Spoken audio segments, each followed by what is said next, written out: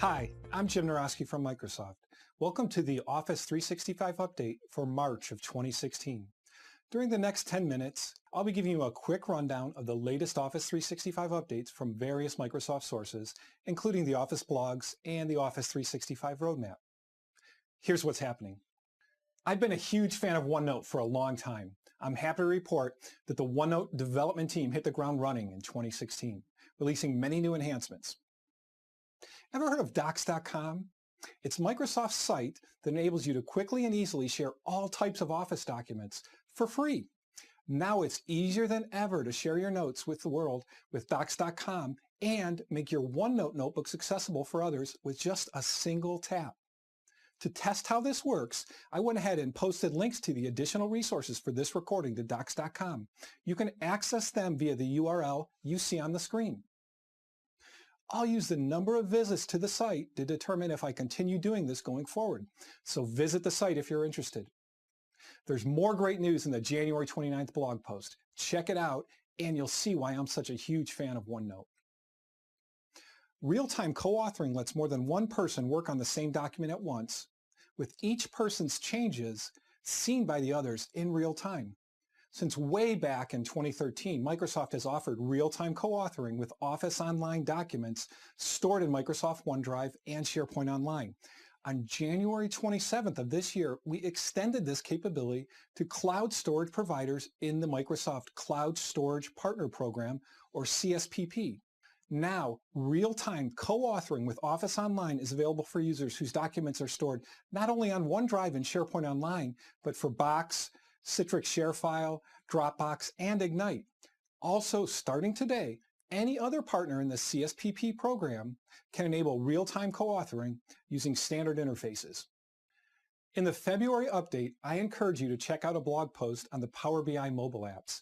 It focused on major improvements to the Power BI experience on mobile devices, making it slicker, faster, and, according to some, even more fun. Adding to the excitement, on January 26th, the Power BI team announced the release of the Power BI Universal app for Windows 10.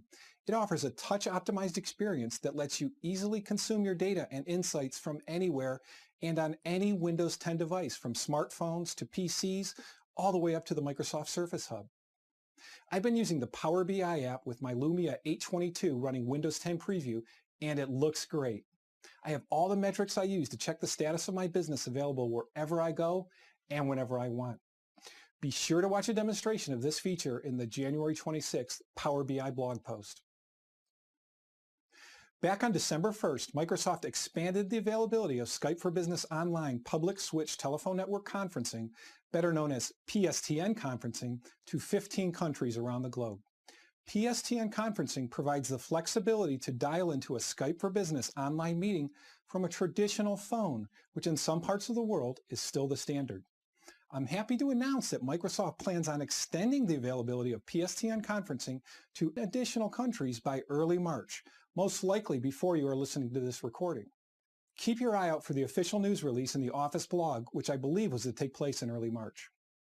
If I was to survey this audience, my guess is that pretty much all of you have heard of Office 365 services like Skype for Business Online, Exchange Online, and SharePoint Online. Yammer is one of those services you may have heard less about because it's a relatively new kid on the block. When we asked, our customers told us one obstacle to them adopting Yammer was that admins had to go through a separate activation process. That hurdle is now a thing of the past, as we announced on February 2nd that Microsoft is activating Yammer for all eligible Office 365 tenants without requiring admin action. Activating Yammer will provide Office 365 admins with a simpler, centralized way to manage Yammer users, and it means that Yammer is now covered by the Office 365 Trust Center, which sets industry-leading compliance and privacy standards. We should be in Wave 2 of the rollout if you're watching this in March. More details on the rollout schedule are available in the February 2nd blog post. A September 10th, 2015 blog post announced that the Office 2016 rollout was commencing on September 22nd. It also introduced new deployment options for businesses, including an option to postpone deployment to give them more time to prepare. Those companies that elected to put their users on the deployment option called the current branch could install Office 2016 immediately or soon after availability and were always kept up to date. Those customers on the current branch for business meant that Office 2016 deployment could take place in a more predictable manner and would not start immediately. A February 9th blog post had some important new information on this topic, some of which I'd like to discuss. The first item was some name changes to the deployment options. The current branch became the current channel, and the current branch for business became the deferred channel. Only the names changed. Everything else stayed the same. The next and more important item was that what was called the current branch for business and is now called the deferred channel build of Office 2016 is now available for download, and as of February 23rd is available on the Office 365 user software page. There's more in the blog post than I have time to discuss here, including some great information for admins, so be sure to check it out. Knowing who is taking action on content can be critical in helping an organization fulfill its compliance requirements. On February 17th, Microsoft announced an important update for admins, the ability to audit and report on numerous activities that take place within SharePoint Online and OneDrive for Business. Admins will now have an audit log that displays what both users and admins have been doing. Need to find out if a user deleted a key document or if an admin reset someone's password? It's in the new audit log. This is a great new resource for compliance officers who need to understand actions taken by individuals using OneDrive for Business or taken by users on a specific file in a SharePoint Online document library. In addition to these new auditing and reporting capabilities, Microsoft is also increasing the per file size limit to 10 gigabytes. This applies to files uploaded to SharePoint Online team sites, Office 365 groups, and OneDrive for Business, as well as for videos uploaded to the Office 365 video portal. Microsoft is also increasing the overall pooled SharePoint Online storage allocation to 1 terabyte plus half a gigabyte per user. There are lots of additional details in the February 17th blog post. Be sure to check it out. All companies must address the challenges of storing and organizing vast quantities of data so they can quickly be responsive to a litigation, investigation, or regulatory e-discovery request.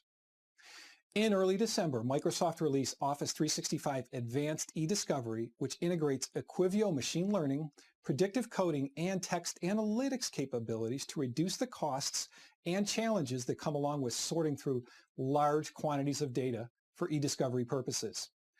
On February 1st, Microsoft announced that customers can now export e-discovery data from their Office 365 tenant to third-party review applications.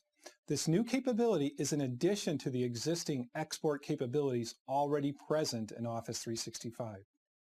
The new export functionality enables secure e-discovery data export from Office 365 Advanced EDiscovery to secure Azure storage controlled either by the organization or by the third-party review application. Microsoft is initially working with 4 review application partners to build integrated solutions that take advantage of the new export capability in Office 365 Advanced EDiscovery. They are Epic, iConnect, Relativity, and Recommind. I hope I pronounced those names right. To learn more about integrating Office 365 Advanced EDiscovery with these third-party review applications, consult the February 1st blog post. In past recordings, I've asked for your input on what new Office 365 capabilities you'd like to hear about. I appreciate your suggestions and continue to encourage you to send them to jimnar@microsoft.com. Some of you have sent me requests for new capabilities not currently offered in Office 365. I assure you that as much as I'd like to, I have little to no influence over the future direction of Office 365. With that said, if you do have any suggestions for improvements in Office 365, please visit office365.uservoice.com and post your feedback there. Thanks for your time, and I'll see you again next month.